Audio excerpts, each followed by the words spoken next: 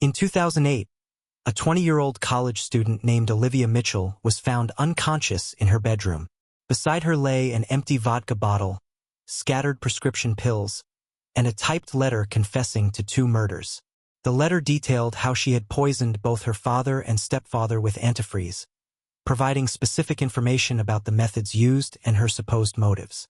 But Olivia didn't write that letter, and she certainly didn't kill anyone. The truth was far more disturbing. The real killer was the last person anyone would suspect, Olivia's own mother, Diane Mitchell-Bennett, a woman who had systematically murdered 2 husbands for financial gain, and when investigators closed in, attempted to murder her own daughter to create the perfect scapegoat. Welcome to Silent Crime Witness. If this is your first time here, make sure to hit that subscribe button right now. Drop a like on this video and comment below where you're watching from. Your support allows us to continue bringing these important stories to light. Today, we examine one of the most calculating killers Pennsylvania has ever seen. A woman who weaponized motherhood itself. A predator who hid behind the mask of maternal love. The year is 2002. In the small town of Cedar Grove, Pennsylvania, 12-year-old Olivia Mitchell lives with her family in a modest home on Maple Street. Her father, Robert, works as a mechanic at the local garage. Her mother, Diane, is a bookkeeper at a nearby manufacturing plant. And her 9-year-old sister, Zoe, completes what appears to be the perfect American family. Olivia and her mother share an unusually close bond. Diane isn't just a parent to Olivia, she's a confidant, a best friend. They spend hours talking about everything and anything. Nothing is off-limits between them. This special relationship makes Olivia feel chosen, privileged in a way that her sister isn't. But beneath the surface of this seemingly perfect family, tensions are building. By November 2002, as Thanksgiving approaches, Diane begins considering divorce. She confides in her friend Jennifer that she wants to leave Robert. Jennifer provides her with an attorney's contact information, but Diane decides to wait until after the holidays, claiming the timing isn't right. What Olivia notices during this period is her mother's increasingly erratic behavior, mood swings, irritability, and a harshness that seems out of character. While Robert is the gentle parent, offering hugs and encouragement, Diane becomes the disciplinarian, quick to anger and punishment. In December 2002, Robert Mitchell falls mysteriously ill. He complains of dizziness, fatigue, and feeling intoxicated despite not drinking alcohol. His doctor diagnoses an inner ear infection and sends him home with antibiotics. But Robert's condition only worsens. On Christmas Eve, Robert attends a family dinner at his mother's house. His sister Catherine is shocked by his appearance. His face and hands are swollen. His complexion is gray. When she asks what's wrong, he dismisses her concerns, saying he's just fighting a bug. No one suspects the sinister truth. Robert is being systematically poisoned. January 15, 2003 becomes the day that forever divides Olivia Mitchell's life into before and after. She returns home from school to find her father asleep on the couch, as he has been most days recently. She calls her mother at work to check in, then turns on the television. That's when she hears a strange gurgling sound. She watches as her father raises his arm, as if reaching for something, then it falls limply to his side. That is the last time Robert Mitchell moves. Olivia leaves to pick up her sister from a friend's house. When they return, Diane has just arrived home, planning to take Robert to the doctor. Olivia stands behind her mother as Diane attempts to wake Robert. His feet have turned a sickening bluish-purple color, a sight that will haunt Olivia for the rest of her life. Robert Mitchell is rushed to Cedar Grove Memorial Hospital. Despite the doctor's efforts, it's already too late. Robert is pronounced dead from what appears to be a heart attack at age 38. When hospital staff ask Diane if she wants an autopsy performed, her answer is immediate and firm. No. She tells Robert's sister Catherine that he hated hospitals and doctors, that he wouldn't want to be cut open. He would want them to celebrate his life, not dwell on his death. What strikes Olivia as strange in the aftermath is her mother's lack of visible grief. Diane never cries, not once. Olivia assumes her mother is trying to be strong for her and Zoe. the truth is far more disturbing. The secret of Robert Mitchell's death is buried with him, at least temporarily. Diane, now a widow with 2 young daughters, collects her late husband's $250,000 life insurance policy. She renovates their home, takes the girls on a trip to Florida, and seems to return to being the fun-loving mother Olivia remembers. But subtle changes begin to appear in Diane's behavior. She starts spending hours online, chatting with people her daughters don't know. Her focus shifts away from motherhood toward something else entirely, finding her next target. In 2004, 1 year after Robert Mitchell's death, 40 miles away in the affluent town of Lakeside, Andrew Bennett is living a comfortable life. As the owner of a successful plumbing supply company, recently divorced, he enjoys his bachelor lifestyle in a spacious home overlooking Lakeside Golf Course. Andrew meets Diane Mitchell at a business networking event. He's immediately drawn to her, an attractive single mother with 2 young daughters. Within weeks, they're dating seriously. Olivia and Zoe, however, are less than thrilled about their mother's new boyfriend. Andrew makes it clear from the beginning that he doesn't want to be a father figure to the girls. He already has his own son from his previous marriage and isn't looking to raise anyone else's children. Despite this tension, the relationship progresses rapidly. On October 12, 2005, less than a year after meeting, Diane and Andrew marry in a private ceremony. Strangely, no one from Andrew's family is invited, not even his son, Andrew Jr., who only discovers his father has remarried when he calls him the next day and a woman answers the phone. Diane Mitchell becomes Diane Bennett. She and her daughters move into Andrew's lakeside home, a significant upgrade from their modest Cedar Grove house. While the newlyweds seem blissfully happy, the tension between Andrew and the girls creates a toxic home environment. But as months pass, something unexpected happens. Andrew and the girls, particularly Olivia, begin to form a bond. As Olivia prepares for high school graduation, Andrew's attitude toward her shifts dramatically.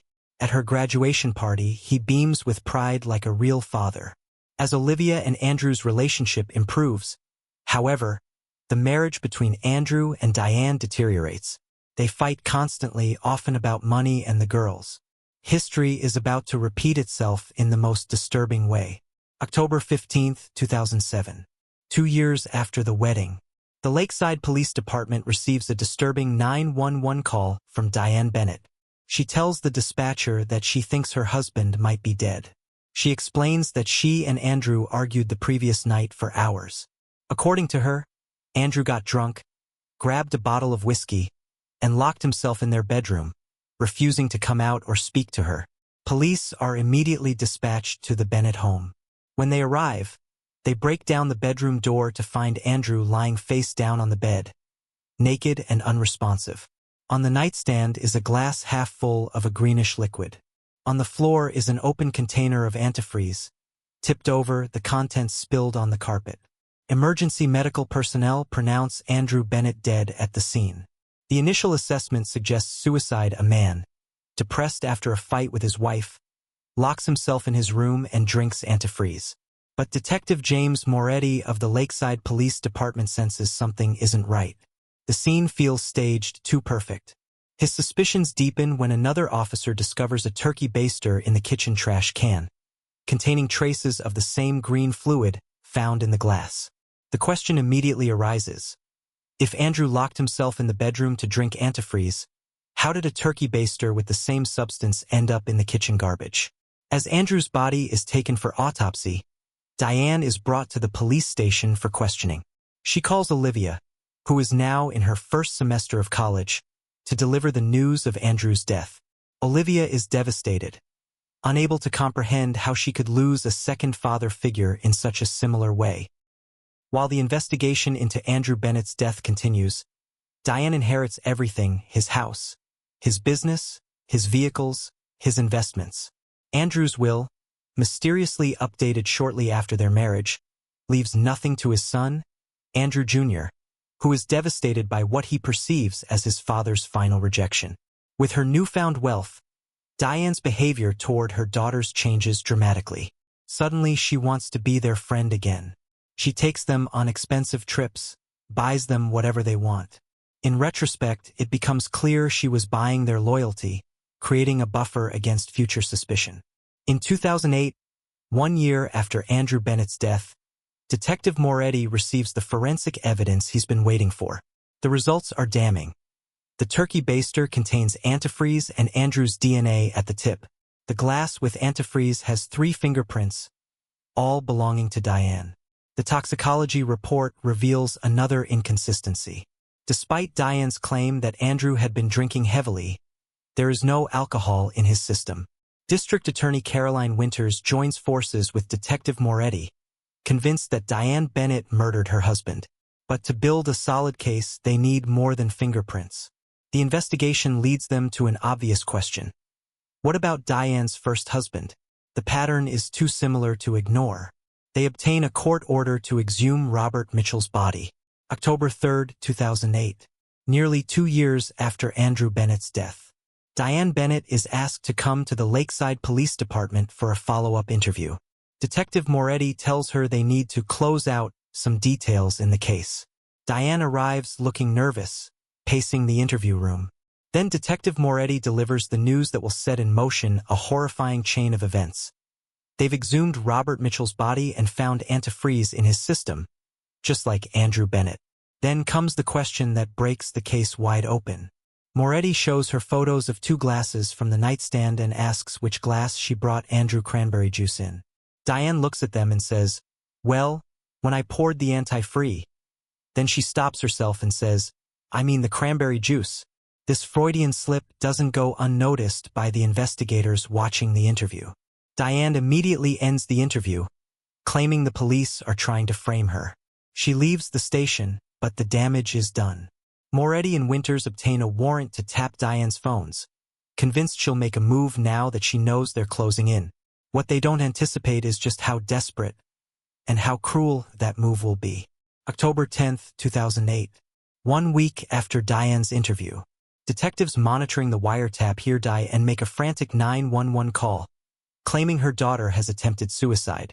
Police and paramedics rush to the Bennett home. They find 20-year-old Olivia Mitchell unconscious in her bed, barely breathing. Beside her, an empty vodka bottle, prescription pills, and a typed letter. Zoe, now 16, is in the room with her mother. Diane hands the responding officer the letter, her hands shaking. The letter is a detailed confession, supposedly from Olivia, admitting to poisoning both Robert Mitchell and Andrew Bennett with antifreeze.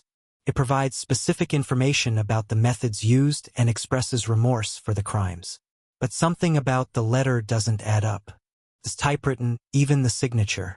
And the details about Robert Mitchell's murder would have been impossible for Olivia to know at age 12. As paramedics rush Olivia to the hospital, Detective Moretti realizes what has happened. Diane Bennett has poisoned her own daughter and tried to frame her for both murders. If Olivia dies, the case against Diane would essentially disappear. She'd have a confession from the real killer, who conveniently couldn't defend herself. Olivia is rushed to Lakeside Memorial Hospital in critical condition. Doctors aren't sure she'll survive. While Olivia fights for her life, detectives maintain a 24-hour guard outside her hospital room. When she wakes up, her testimony will be crucial.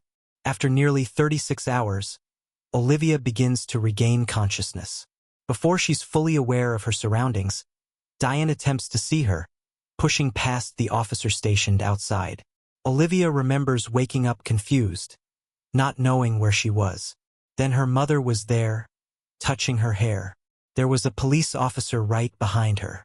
Diane said, "I'm sorry. I love you." Then she left. That was the last time Olivia saw her mother as a free woman. As Olivia regains full consciousness, she tells detectives what really happened. Her story begins on October 8th, 2 days before she was found unconscious. It was her first day back at college after fall break. She was called out of class by 2 detectives who informed her they'd exhumed her father's body and found antifreeze in his system. What the detectives didn't know was that Diane had already warned Olivia about the investigation, manipulating her daughter to believe the police were on a witch hunt. That evening, around 5 p.m., Diane suggested they drink together to forget their troubles. She said, "We've had a rough week. Let's just get drunk. After just one drink, Olivia felt unusually tired, far more than she should have from a single alcoholic beverage. She told her mother she needed to lie down. The next day, October 9th, Olivia went to her morning classes despite feeling hungover. When she returned home, Diane suggested they drink again, this time. Let's get really drunk.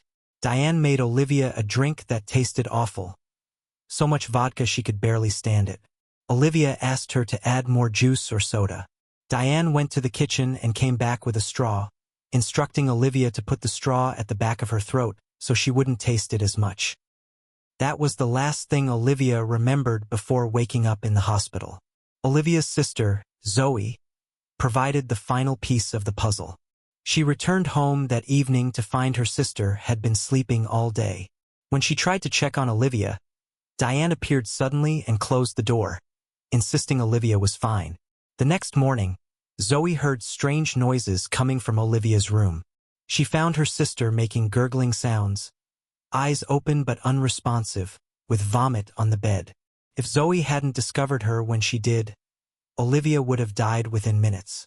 Upon hearing Olivia's story, District Attorney Winters gives the order to immediately arrest Diane Bennett.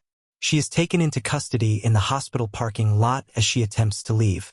The charges: 2 counts of first-degree murder and 1 count of attempted murder. February 17, 2010. Diane Bennett's trial begins. 1 year after her mother tried to kill her and frame her for murder, Olivia shows up in court. The prosecutor is District Attorney Caroline Winters.